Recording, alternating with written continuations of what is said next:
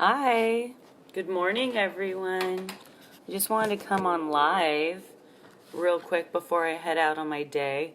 I'm just drinking my coffee here in the morning, and yeah, I'm just checking in with everyone, how everyone is doing during this geomagnetic storm that we're going through. Yesterday, yeah, the energy was super, super high for sure. The KP was at 5, which was severe. Hi. Good morning. Drinking my coffee. How's it going? It was pretty intense. I'd say, like, I was like getting my house ready. I'm hosting a friend. She was up in Hillsburg, and there's lots of fires up there, so she needed to get away. So I was just like clearing the space and whatnot, and all of a sudden my heart started to palpitate a little bit. Hi, cousin Marcella. And I was like, good morning. I'm like, I have to get out. So I went outside and just connected with a neighbor and pet her cats. And just let the energy kind of like integrate into my body, because 5 kp is severe. It's really high. That means that there is a lot of the energy being released from the sun that has, it's like radiation. And hi, good morning, Amanda. How are you guys dealing with this energy? This energy has been absolutely nuts the past couple days. Good morning, Gianna. Nice to see you. I actually need to make an appointment if you're still over there in Hercules. So I'll probably see you soon. Yeah, I felt like really tired the other day. Like extremely like drained, like up here. And like cloudy headed. And then yesterday it was like heart palpitations and ringing in my ear. And I was feeling charges, like all my cells, like in my body were like moving around. I felt like it was definitely feeling something. So the KP was at 5, which is severe, and that was yesterday. And this morning I checked, it's still at 5. Because we had a back-to-back corona hole facing the earth, because the corona hole of the sun, I believe, has gotten bigger. So that's why we're experiencing this facing. Anyways, that being said, also the astrology, Mars is in Libra, and I pulled these two cards, and they're kind of perfect for each other, and I just wanted to share them with you. So this one is the 10 of Wands. Okay. Do you see how this guy, it seems like he's battling an uphill like battle, right? He is holding so many wands in his hands, and this is overextending, and it's burdening, and it's the struggle. And with Mars being in Libra, it's in detriment, right? Mars is supposed to be in the opposite sign of Aries. That's its home. So it's far, far, far away from home. So our masculine energy is experiencing this kind of energy where it could be refusing to say no, or it could be a people pleaser, or it could be taking on too many things and feeling taxed. It's the struggle. It's like fighting uphill, doing everything the hard way. So with that being said, just notice in your life where maybe you're doing too much and you're not taking on the Empress energy. And the Empress energy is Venus, right? And Venus is the ruler of Libra, which Mars is in. And I think Libra is asking Mars to take on this mothering, abundant nature, and not feel like you're doing work, but more so you're doing something for the collective. You're being a nurturer, a lover. You're giving birth to something new.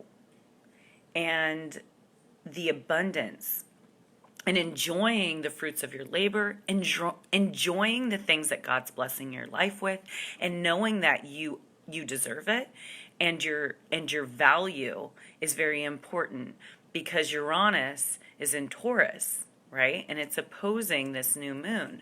So just keeping that in mind,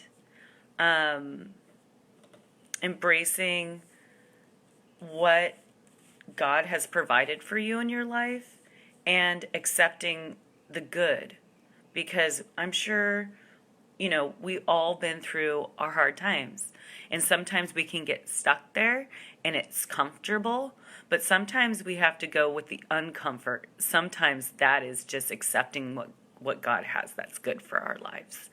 So, and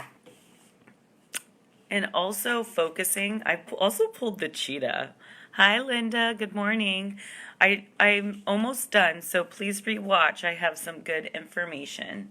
And the cheetah is the fire. Just going to pull that up real quick. It is a fire element. And so it is about, it's about action in a more healthy way than being overtaxed, right? It's the solar force, and it's achievement and the masculine energy. Because we're talking about Mars, Mars is the masculine, and it is in Libra. And it's so funny that all these cards just kind of go with the transits that are happening. So the cheetah, when balanced, it achieves everything, and it has boundless energy. And that's kind of important in this time where we might have a lot of projects coming in and a lot going on that we need to take care of. So it's really like, we know that this cheetah energy is balanced when we're feeling a lot of energy. We'll know when it's out of balance when we're impatient and competitive. And if you're feeling that way, to bring into balance, reconnect to your purpose. Because we can have like all kinds of projects, and they're kind of like things that, oh, there's Freckles. Here, let me switch this around. Where's my hummingbird? Oh, she just flew. She'll be back. But so you can be having all kinds of tasks at hand that might not get you closer to the most important things that you want to manifest in your life. And looking at the deadlines of those too, and putting them in order, like, this is my priority. Like this, you have the priorities of work, but you also have priorities of desire and your purpose. And so put those on your priority, like your higher priority, to get those done instead of putting those last on your list. So maybe like with work, you have this due, so you need to put that on the top of your list because you obviously have to get it done. And then you have your purpose. And let's say it's to write this book, right? So then you want to put that on your top priority, write a chapter. And then everything else, like the little tasks, like I need to fix this chair, I need to hose down my car, like all these things that aren't going to necessarily get you closer to your higher purpose goal, I would just set those aside. So that's kind of what the cards are telling me. So you have this, like, not seeing things as work, and choose who you say yes to. Let's just say that, okay? Embracing the feminine and seeing it more as you're doing a service to the collective, and to choose where you put your energy. I think that is the message that I got from Spirit this morning. And as far as the planets go, anything that comes to you that is just pops into your life. This could be a person or a thing, and it could just seem too good to be true. It probably is, and only time will tell. Good morning, Nancy. Hi, Brittany. Oh, I miss you, my soul sister. I want to see you soon. And anything that you have consistently been working towards, like a progression, maybe in a relationship that, you know, maybe you haven't connected with them, or something that you've been working towards. Know that that is something that is sustainable. You know, obviously, you know, it's not something new and just popping into your life, because we could have the rose-colored glasses on with this this Neptune-Jupiter square, and Jupiter's trying to create something new in our lives. And for that to happen, we need to let go of things that are old, that are no longer working. So that, I just wanted to clarify, because there is a difference between letting the old go. This could be the old way of thinking. This could be an old habit. And I also would like to say, Halloween, yeah, I would not do any mind-altering substances, because that is a very intense energy. Mercury will be in Scorpio, stationed retrograde. With this square, there could be some, and then the Uranus opposing it. I don't recommend anything like that. I'd be pretty chill on Halloween, to be honest. And it lands on a Thursday, so yay. But yeah, I mean, what I was saying was there is a difference. So like letting go of the old thinking, old habits, maybe people that just aren't serving your higher purpose anymore. If it doesn't give you that good feeling inside where you're feeling like you're learning and you're growing in a positive way, I would let those go. Or actually within the next 3 weeks, reconsider the relationships in your life.